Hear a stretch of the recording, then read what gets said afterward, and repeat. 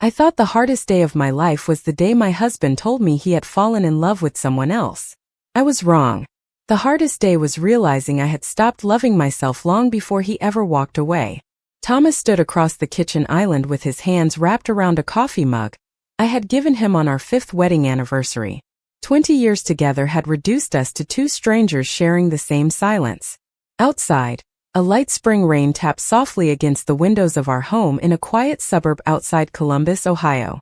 The scent of fresh coffee still lingered in the air, blending with the cinnamon rolls I had baked that morning because I believed we were celebrating something worth remembering. I had even pulled out the blue tablecloth we used only for special occasions. I smiled as I placed 2 plates on the table, expecting to spend the evening reminiscing about the years we had built together. Instead, Thomas cleared his throat, stared past me instead of into my eyes, and quietly said, "Evelyn, there's someone else." For a moment, the room became impossibly still. The rain disappeared. The clock on the wall stopped ticking, at least in my mind. I looked at him carefully, searching for the familiar face of the man who once held my hand during long road trips, who whispered promises while we watched fireworks every 4th of July, who told me we would grow old together. That man was gone before he finished his sentence. "I've been unhappy for a long time," he continued, his voice strangely calm, almost rehearsed. "Her name is Vanessa. I didn't plan for this to happen, but I can't ignore what I feel anymore." I expected tears. I expected anger. I expected to beg him to remember everything we had survived together. Instead, I surprised even myself. I simply nodded. My hands remained steady as I folded the kitchen towel and placed it neatly beside the sink. I noticed tiny details that suddenly seemed far more important than my broken heart. The small crack on my favorite coffee mug. The fading paint on the kitchen cabinets we had promised to repaint last summer. The family photo hanging by the hallway, where we both looked years younger and somehow more alive. Thomas seemed confused by my silence. Perhaps he had prepared himself for an argument. Maybe he expected accusations or desperate questions. Instead, I pulled out a chair and quietly sat down. "Are you leaving today?" I asked. He blinked, almost startled by how ordinary my voice sounded. "I packed some things already," he admitted. "I'll stay with Vanessa for a while." I nodded again. "Then I hope you remembered your blood pressure medicine. You always forget it when you're nervous." He looked at me as though he had never seen me before. Neither had I. For years, I had measured my happiness by whether he smiled when he came home from work. I had slowly given up painting because he preferred quiet evenings. I stopped traveling because he disliked airports. I skipped lunches with old friends because weekends belonged to his family. None of those sacrifices happened overnight.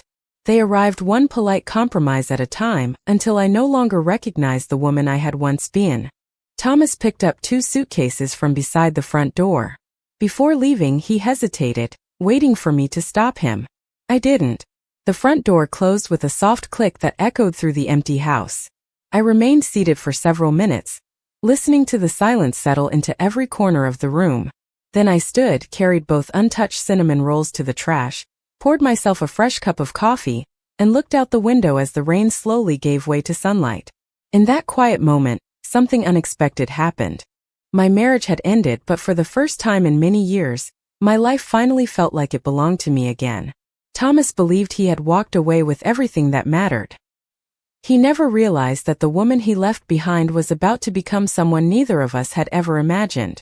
I woke up the next morning before sunrise, not because I had slept well, but because my body had spent so many years following the same routine that it no longer asked whether there was a reason to get out of bed.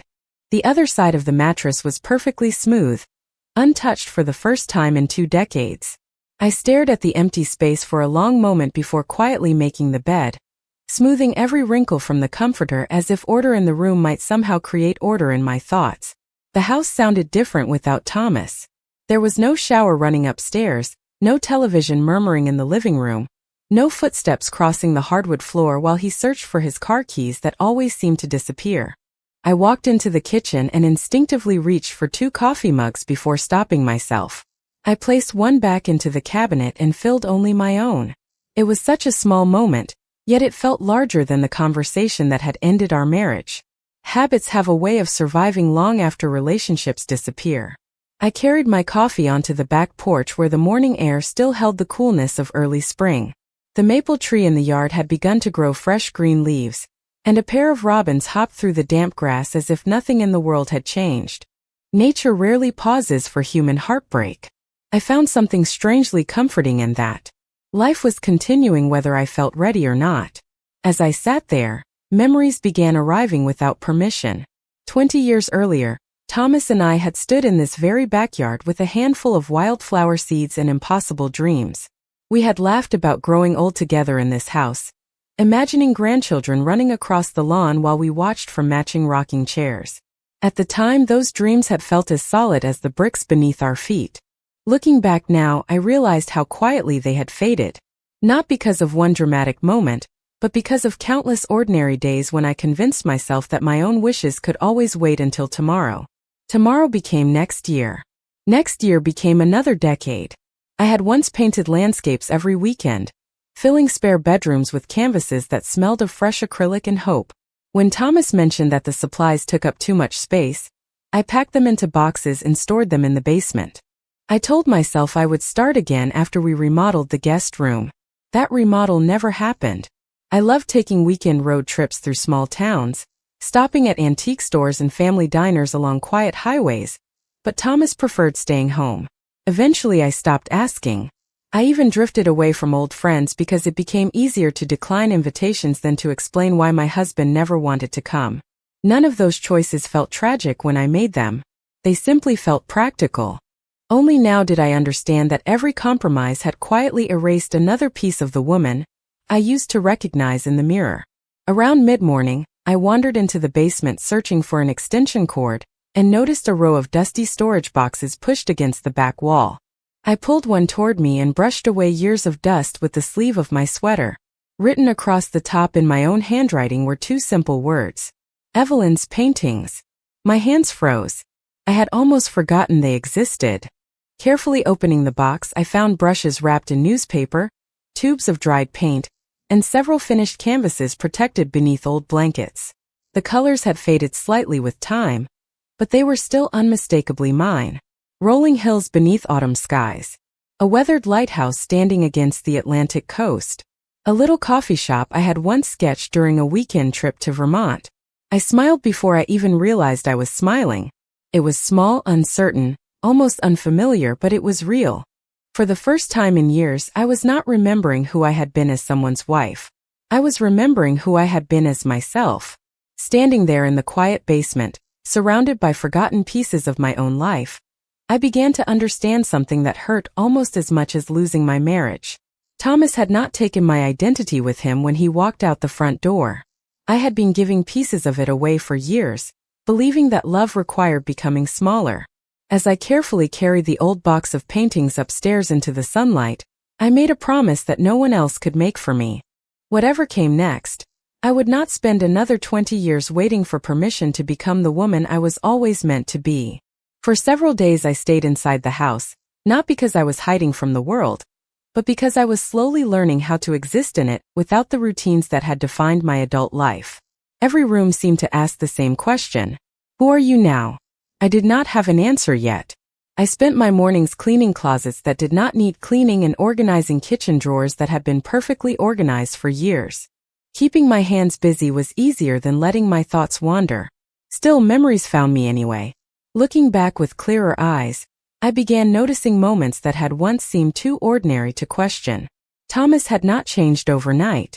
The distance between us had arrived quietly, one small decision at a time. He started answering messages with the phone turned away from me. He became unusually interested in buying new clothes even though he had always disliked shopping. Business dinners became more frequent. Weekend errands somehow lasted half the day. Every explanation sounded reasonable when I wanted to believe him. Love has a way of convincing us that doubt is unkind. One afternoon, while sorting through paperwork in the home office, I found an old charity program from a fundraising dinner we had attended almost 2 years earlier. I remembered that evening more clearly than I expected. Thomas had insisted we stay longer than usual, because he wanted to introduce me to someone from a business partnership. That someone had been Vanessa Moore. She had greeted me with a warm smile, complimented my dress, and thanked me for supporting Thomas throughout his career. At the time, I thought she seemed confident and pleasant. There had been nothing inappropriate about their conversation. They laughed together while discussing volunteer projects and local community events. I even remember telling Thomas on the drive home that she seemed genuinely kind. Now that memory settled differently. It was not because Vanessa had done anything obvious that night.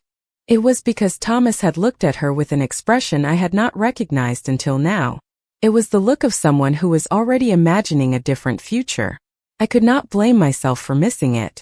I had trusted the man standing beside me, and trust rarely searches for hidden meanings. As the days passed, neighbors began noticing Thomas's absence. Mrs. Henderson from across the street waved while collecting her mail and casually asked if he had started traveling again for work. I smiled politely and said he had moved out. Her face softened with sympathy, but she respected my silence. She did not ask another question. I appreciated that more than she probably realized. Pity has never repaired a broken heart. Respect, however, gives people room to heal. Later that evening, I opened the hall closet searching for an umbrella and noticed Thomas's old hiking boots still sitting on the bottom shelf. They were covered with dried mud from a trip we had taken to the Great Smoky Mountains nearly 5 years earlier. I picked one up, turning it over in my hands, remembering how proud he had been after finishing a difficult trail. Without anger or ceremony, I placed both boots into a donation box. One item became another. An old jacket, a collection of neckties, a fishing hat he had not worn in years. I was not erasing him. I was simply making space where memories had become heavier than the objects themselves. By the time the sun began setting, the hallway looked brighter than it had in months. I carried the donation box to the garage and stood quietly beside it. For the first time, I realized I no longer wondered whether Thomas might come home. That question had quietly disappeared. In its place came another, one that felt unfamiliar but strangely hopeful. If I was no longer waiting for someone else to choose me, what kind of life would I choose for myself tomorrow? The following Saturday I drove farther than I had in months, following a winding 2-lane highway that cut through fields just beginning to turn bright green after a long Ohio winter. I did not have a destination in mind. I simply wanted to keep moving until the silence inside my head felt less crowded. About 40 miles from home I noticed a small roadside cafe with a weathered wooden sign that read Maple Creek Cafe. It looked like the kind of place where strangers still smiled at one another. So I pulled into the gravel parking lot and stepped inside. The smell of fresh pie and brewed coffee wrapped around me before I reached the counter. I ordered a cup of coffee and a slice of apple pie, then chose a booth beside the window where sunlight spilled across the table. As I stirred cream into my cup, I noticed someone standing a few feet away staring at me with uncertain eyes. "Evelyn?" she asked softly. I looked up and immediately recognized her, although nearly 15 years had passed since we had last seen each other. It was Linda Foster, my closest friend from the Community Art Center where I used to spend nearly every Saturday painting landscapes and chatting for hours about books, travel, and family. We embraced with genuine surprise, and within minutes she was sitting across from me as though no time had passed at all. She studied my face for a quiet moment before smiling gently. "You still have the same kind eyes," she said. "But they look tired." I laughed softly because there was no point pretending otherwise. We talked for almost 2 hours. She told me about her grandchildren, her retirement, and the watercolor classes she had started teaching after leaving her accounting job. I shared pieces of my own story, carefully choosing my words, not because I wanted to hide the truth, but because I no longer wanted my life to be defined by someone else's choices. Linda listened without interrupting. When I finished, she reached across the table and lightly touched my hand. "Do you know what I remember most about you?" she asked. I shook my head. "You were always the first person to encourage everyone else. If someone doubted their painting, you found something beautiful in it. If someone felt invisible, you noticed them. But somewhere along the way, you stopped extending that same kindness to yourself." Her words settled into my heart with surprising weight. I had spent weeks examining my marriage, trying to understand when it had started falling apart.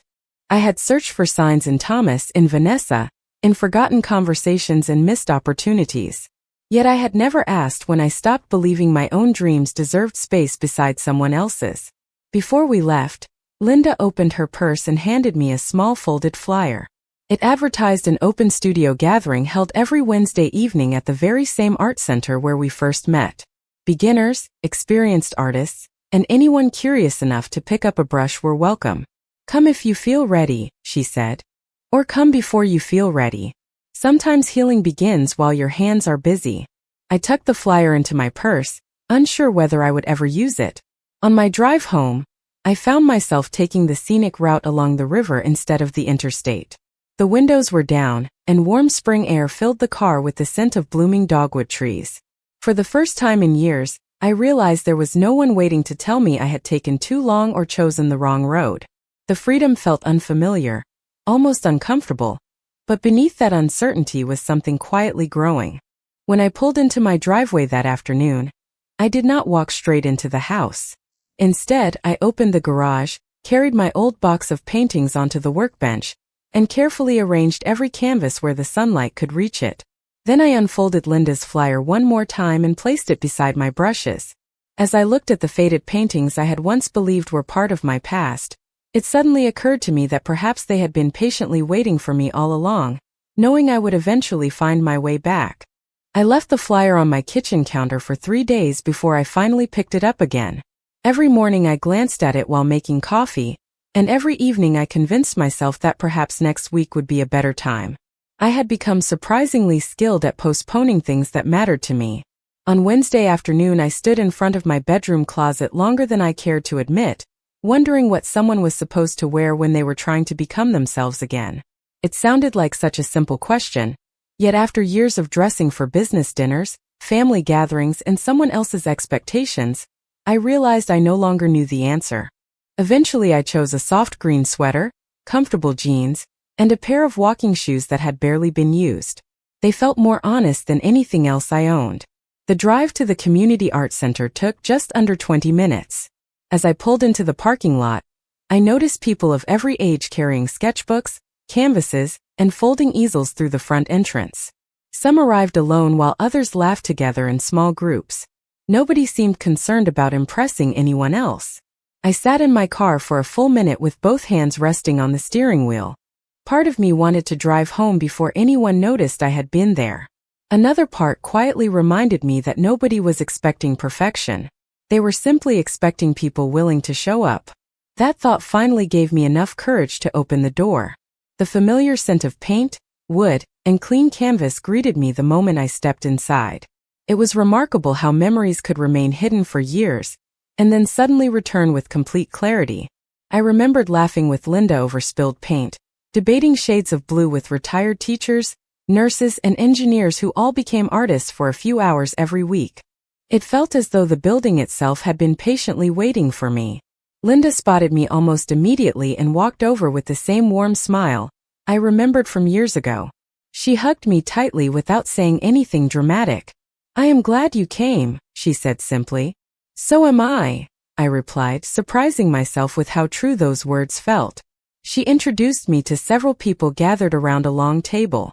There was Harold, a retired firefighter learning watercolor after his wife encouraged him before she passed away. There was Denise, who painted birds because they reminded her of summers spent at her grandparents' farm in Kentucky. There was Michael, who admitted he had never painted anything before retiring 6 months earlier. Nobody asked why I had disappeared for so many years. Nobody wanted an explanation. They simply handed me a clean canvas and invited me to join them. As I dipped a brush into fresh paint for the first time in nearly 2 decades, my hand trembled slightly. The first few strokes felt awkward, almost unfamiliar, but gradually my movements became steadier. Colors blended together as though they had never forgotten me. I painted a quiet lakeside scene from memory, adding gentle reflections across still water beneath a pale evening sky. I lost all sense of time. For nearly 2 hours my thoughts stopped circling around the past. I was not someone's former wife. I was not a woman trying to understand another person's choices. I was simply Evelyn, holding a paintbrush and creating something that had never existed before. As the session ended, everyone gathered their supplies while chatting about ordinary things like grandchildren, gardening, vacation plans, and favorite restaurants. Their conversations reminded me that healing was rarely one dramatic breakthrough. More often it arrived disguised as ordinary evenings shared with kind people who expected nothing from you except your presence. Before leaving, Linda looked at my painting and smiled. "You know," she said, "your talent never disappeared. It was only waiting for you to believe it still belonged to you." Driving home beneath a sky filled with brilliant shades of orange and lavender, I realized something had quietly shifted inside me. The loneliness was still there, but it no longer filled every corner of my life. For the first time since Thomas left, I was beginning to build memories that did not include him at all, and somehow those new memories already felt lighter than the ones I had spent years carrying.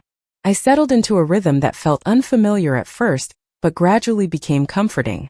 Every Wednesday evening belonged to the art center, every Friday morning I visited the local farmers market, and every Sunday I took a long walk through Franklin Park with a travel mug of coffee in one hand and no particular destination in mind. 4 years I had measured my weeks by Thomas's schedule, his meetings, his preferences, and the places he wanted to go. Now the calendar hanging beside my refrigerator slowly filled with plans that belonged only to me. They were not grand adventures. They were quiet choices, but they carried a freedom I had almost forgotten existed.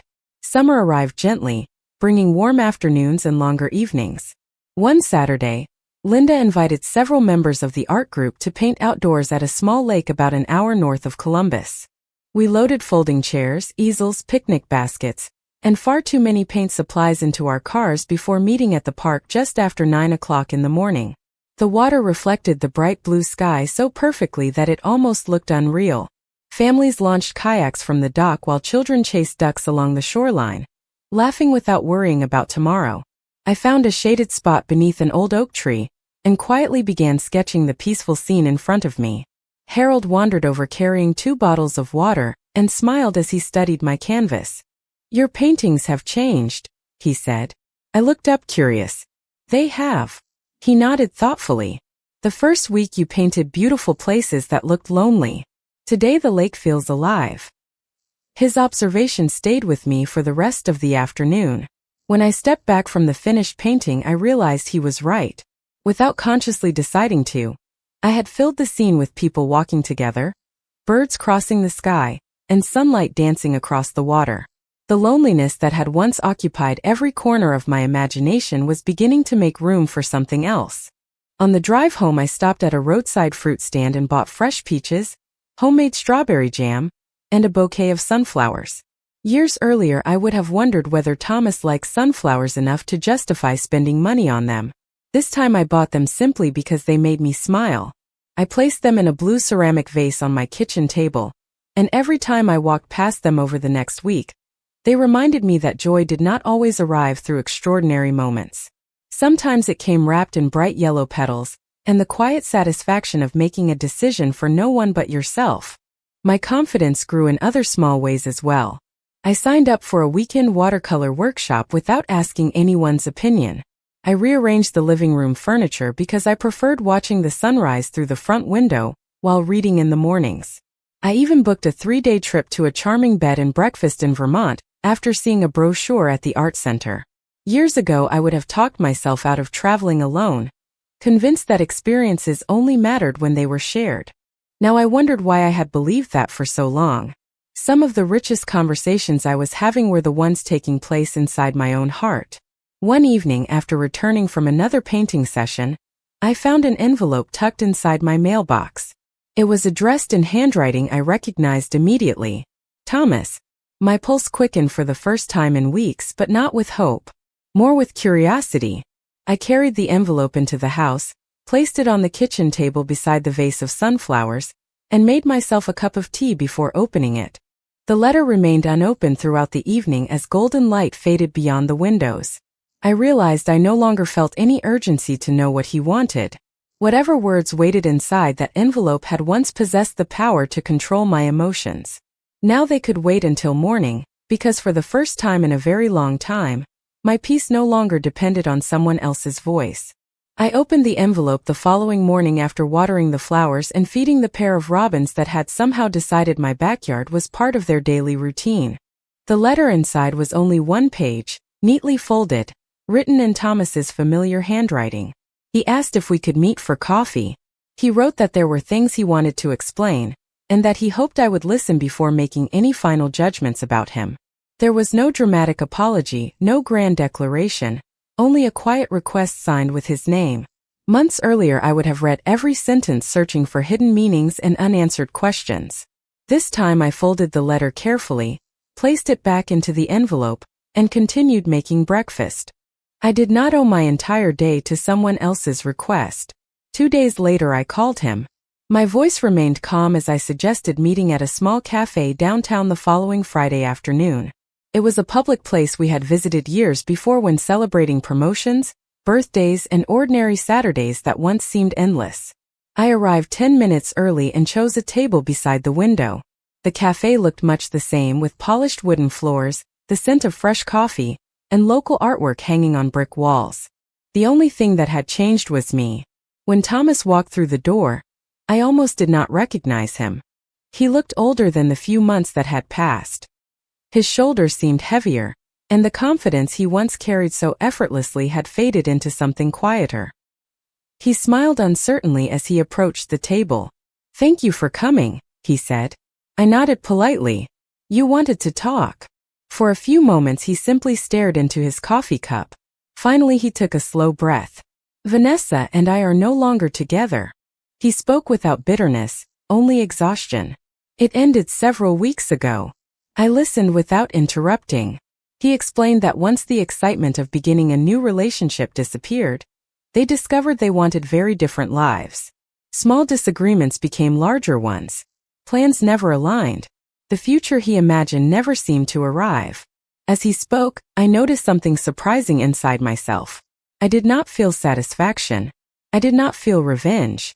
Mostly I felt distance, as though he were describing the life of someone I used to know rather than someone whose choices still shaped my own happiness.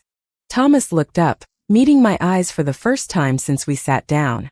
"I have spent every day thinking about what I threw away," he admitted quietly.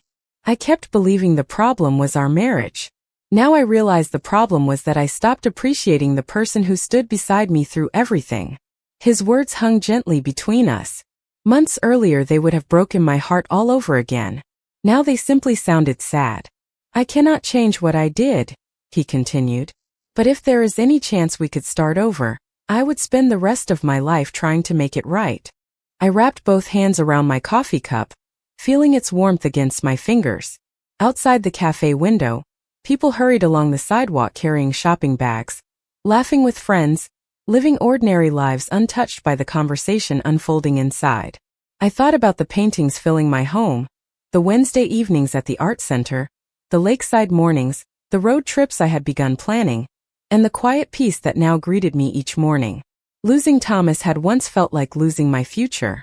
Somehow, without realizing it, I had built another one. I looked at him gently, not with anger, but with gratitude for the lessons neither of us had wanted to learn. "Thomas," I said softly, "I truly hope you find the life you are looking for." He waited, expecting something more. Instead I offered him a small, sincere smile. "But the woman you left behind no longer lives here. She disappeared a long time ago. And the woman sitting across from you cannot go back to becoming someone she worked so hard to outgrow." For the first time since we met 20 years earlier, neither of us had anything left to argue about. The silence between us no longer felt painful. It simply sounded like two different roads quietly continuing in opposite directions. When I walked out of the cafe that afternoon, I expected to feel some dramatic sense of closure. Instead, I felt something quieter. The conversation with Thomas had not erased the past, nor had it restored anything that had been lost. It simply confirmed what my heart had already learned during the months we had spent apart. Healing had never been about waiting for an apology. It had been about discovering that my future no longer depended on receiving one. The summer gradually gave way to early autumn. The maple trees around my neighborhood began exchanging their deep green leaves for shades of gold and crimson, and cool mornings invited me to linger a little longer on my front porch with a blanket wrapped around my shoulders and a warm mug of coffee resting in my hands. My days no longer felt empty. Wednesday evenings remained devoted to painting, Friday mornings belonged to the farmer's market, and weekends often led me somewhere new. Sometimes it was a historic small town with antique bookstores. Other times it was a quiet hiking trail where I could hear nothing except birdsong and the wind moving through the trees. I discovered that solitude and loneliness were not the same thing. Loneliness had once come from believing I was invisible. Solitude became the peaceful choice to enjoy my own company. One Saturday morning, Linda invited me to participate in the annual community art exhibition. At first I laughed and told her she must have mistaken me for someone far more talented. She simply smiled and reminded me that every artist begins by believing they are not ready. After several days of hesitation, I agreed. Preparing for the exhibition filled my home with fresh energy. Canvases leaned against the walls of my living room while brushes soaked in jars beside open tubes of paint. Music played softly through the house as I worked for hours without noticing time passing. I painted quiet lakes, winding country roads, old barns beneath wide blue skies, and peaceful gardens filled with late summer flowers. Looking at the collection together, I noticed something unexpected. Every painting held light. Even cloudy skies carried a break where sunshine found its way through. I wondered if perhaps I had been painting my own heart without realizing it. The exhibition took place inside the same community center where I had first returned months earlier carrying equal parts fear and hope. Friends from the class walked through the gallery admiring one another's work while visitors paused to ask questions about favorite pieces. I felt nervous standing beside my paintings, convinced everyone would notice every flaw. Instead, people smiled warmly. An elderly couple spent several minutes studying my lakeside painting before telling me it reminded them of the place where they celebrated their 50th wedding anniversary. A young mother pointed toward another canvas and said it made her think of peaceful afternoons with her children. Their words touched me in ways I had never expected. Art was never about perfection. It was about helping someone else remember a feeling they thought they had forgotten. Near the end of the afternoon, the event organizer walked over holding a small ribbon and announced that one of my paintings had received the Visitor's Choice recognition. It was not a large prize. There was no cash award or newspaper headline. Just a simple blue ribbon chosen by ordinary people who had connected with something I created. As applause filled the room, I found myself blinking back unexpected tears. Not because I had won anything, but because I suddenly remembered the woman who packed her paintbrushes into dusty boxes 20 years earlier believing there would always be time later. I wished I could reach back through the years and tell her that her dreams deserved room to breathe. That evening I carried the ribbon home and placed it on the mantel above my fireplace beside a framed photograph taken during my very first art class decades ago. Looking at both together, I smiled. One represented the woman I used to be. The other belonged to the woman I had finally allowed myself to become. Somewhere between heartbreak and healing, without even noticing the exact moment it happened, I had stopped rebuilding the life I lost and started creating the life I genuinely wanted. Several months later, I stood on the front porch of a small cottage overlooking the shoreline of Lake Erie, holding a warm cup of coffee as the first rays of sunlight painted the water in soft shades of gold. I had not moved because I was running away from my old life. I had moved because I finally understood that a home should feel like a place where your heart could rest. The cottage was modest, with white shutters, a wraparound porch, and a tiny garden where I had already planted lavender, roses, and wildflowers. Every room reflected choices I had made for myself. My paintings covered the walls instead of sitting hidden inside dusty boxes.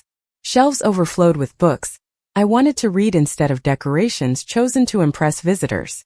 The living room faced the lake because I wanted to wake each morning with light instead of regret. My neighbors quickly became friends. Margaret from next door often brought homemade blueberry muffins, while George, a retired school principal, insisted on teaching everyone in the neighborhood the proper way to grow tomatoes. On warm evenings, we gathered near the shoreline with folding chairs, sharing simple conversations as sailboats drifted across the water. Nobody cared about the mistakes that had brought us there. We simply appreciated the lives we had built afterward. I continued painting every week, and to my surprise, a small local gallery asked if they could display several of my landscapes. Watching strangers pause in front of my work filled me with quiet gratitude. They were not buying pieces of canvas. They were taking home moments of hope, peace, and second chances. One afternoon, while organizing old papers, I came across the anniversary card Thomas had given me years before our marriage ended. I opened it slowly, expecting old sadness to return. Instead, I smiled gently, thanked the memory for the years it represented, and placed the card into a keepsake box before closing the lid. Some chapters deserve respect even when they are over. Forgiveness, I discovered, was never about pretending the past did not happen. It was about refusing to let it keep writing your future. A few weeks later, I received another letter from Thomas. This one contained nothing more than a short note wishing me happiness and thanking me for treating our final conversation with kindness. I read it once, folded it carefully, and tucked it inside a drawer. There was no anger left to release and no longing left to satisfy. We had both become different people, and that was enough. On the anniversary of the day my marriage ended, I stopped by a neighborhood bakery and bought myself a small vanilla cake decorated with fresh strawberries. The young woman behind the counter smiled and asked if I was celebrating something special. I thought for a moment before answering. Yes, I said with complete honesty. A new beginning. That evening I carried the cake onto my porch, lit a single candle, and watched the sun disappear beyond the lake. There were no speeches, no audience, and no applause. Just the quiet sound of gentle waves meeting the shore and a heart that finally felt at home inside itself. I realized that happiness had never arrived because someone chose me. It arrived the day I stopped abandoning myself. Looking back now, I no longer define my story by the marriage that ended. I remember the friendships that returned, the paintings that found their way back into my hands, the roads I finally traveled, the mornings filled with peace, and the woman who patiently waited beneath years of sacrifice until I was ready to meet her again. If life has taught me anything, it is that losing someone who cannot see your worth is not the end of your story. Sometimes it is simply the quiet beginning of the life you were always meant to live. And every sunrise over the lake reminds me that the most important choice I ever made was not holding on to someone who had already left. It was finally choosing the woman who had been standing beside me all along.